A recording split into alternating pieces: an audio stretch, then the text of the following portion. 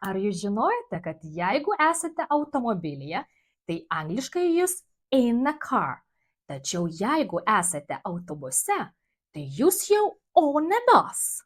Kodėl vienu atveju mes vartojame vietos prielinksnį in, o kitu on? Bandykime išsiaiškinti. Pirmiausia, prisiminkime, kad prielinksnis in vartojamas anglų kalboje uždaroms ir apribotoms erdvėms pažymėti.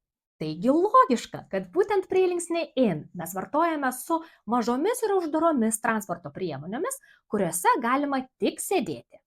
Į tokių transporto priemonių sąrašą įeina visos automobilių rūšis, todėl angliškai sakome: taksi automobilyje in a taxi, limuzine in a limousine, sunkvežimyje in a truck arba in a lorry.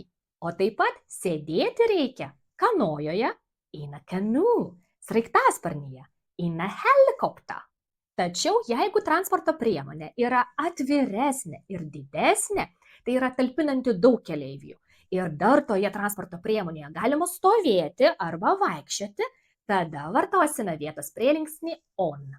Troleibuse on a trolleybus, traukinyje on a train, lėktuve on a plane, laive on a ship.